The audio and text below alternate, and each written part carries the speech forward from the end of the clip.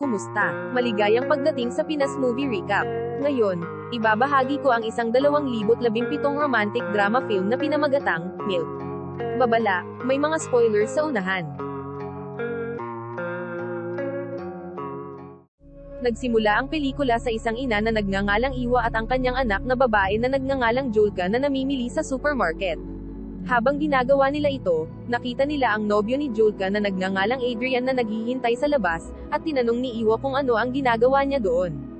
Gayunpaman, lumabas si Julka upang makita siya. Maya-maya, dinala ni Iwa ang mga pinamili sa kanilang sasakyan. Nakaupo naman si Adrian sa trunk ng sasakyan at binati si Iwa. Sinabi ni Julka sa kanyang ina na darating din ang kanyang mga kaibigan na sina Anka at Gersiek para sa kanyang birthday party. Ngunit tila nababalisa si Iwa sa presensya ni Adrian. Sinabihan niya si Julka na ibalik ang cart sa supermarket at saka sila umuwi. Sa daan, tinitingnan ni Adrian si Iwa mula sa salamin ng driver at tiningnan din siya nito na tila naiinis. Pagdating nila sa bahay, binigay ni Iwa kay Julka ang ilan sa kanilang pinamili at sinabihan din siyang buksan ang mga bintana. Tinawag naman ni Julka si Adrian habang naghihintay ng iba pang dadalhin at sinabihan siya na sumunod sa kanya at ipapasyal siya sa paligid. Sa hagdan, sinabihan ni Iwa si Adrian na aalis ang boss sa loob ng 1 oras. Natigilan si Adrian na tila hindi maintindihan kung bakit ayaw nito sa kanya.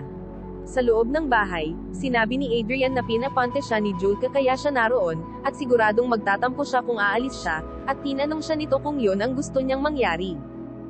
Kinalaunan, nakita niyang nakaswimsuit si Julka at sinabi sa kanyang ina na magsuswimming sila ni Adrian. Sinabi ni Iwa na dapat na nilang ihanda ang cake para sa kanyang party, ngunit sinabi sa kanya ni Julka na marami pa silang oras para gawin ito. Maya-maya ay nag-swimming sina Julka at Adrian habang naglilinis si Iwa. Narinig niya silang nagkakatuwaan at napatingin siya sa kanila.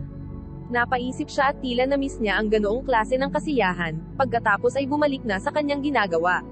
Habang abala siya sa paglilinis ng bahay, nilapitan siya ni Adrian mula sa kanyang likuran at tinanong niya ito kung ano ang balak niyang gawin.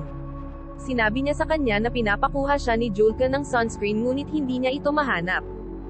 Sa sandaling ito, makikita na mayroong tensyon sa pagitan nilang dalawa. Nakiusap siya kay Iwa na hayaan siyang manatili doon. Sumagot naman siya sa pagsasabing nasa banyo ang sunscreen. Umalis siya para kunin ito para sa kanya. Bago pumasok sa banyo, ipinaalala niya sa kanya na aalis ang boss sa loob ng 1 oras. Sa loob ng banyo, nakaramdam siya ng tensyon, kaya uminom siya ng tubig. Pagkatapos maligo, ipinaalam ni Iwa sa kanila na tumawag ang tatay ni Adrian at kailangan niyang makauwi. Nang pumasok si Julka sa loob ng bahay, nanatili siya sa likod at tinanong si Iwa kung bakit siya nagsisinungaling, dahil alam niyang hindi siya hinahanap ng kanyang ama. Tinanong rin niya ito kung bakit hindi niya ito mabigyan ng pagkakataon kay Julka. Binyantaan naman siya ni Iwa na tatawagan niya ang kanyang ama at tatanungin siya kung bakit nakikipag-date ang kanyang anak sa kanyang anak na babae.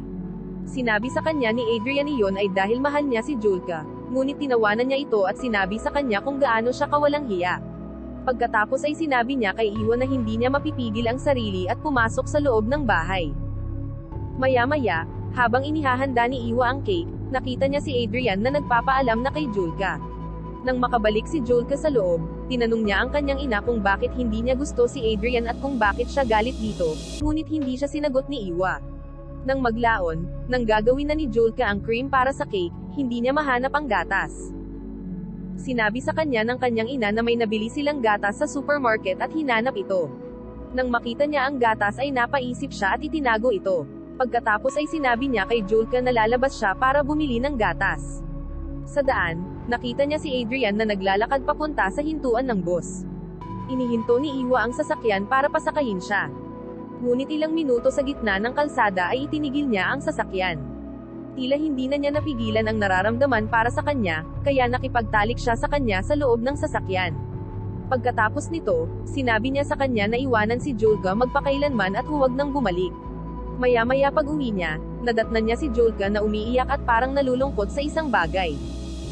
Nang tanungin niya kung ano ang problema, sumagot si Julka na nag-text sa kanya si Adrian na tapos na ang kanilang relasyon. Habang umiiyak si Julka, niyakap siya ni Iwa sa kanyang mga bisig at nakonsensya sa kanyang ginawa. Sana ay nasiyahan ka sa napanood mo, subscribe ka na at marami pa kaming i-upload na videos katulad nito. Maraming salamat sa panonood, hanggang sa muli.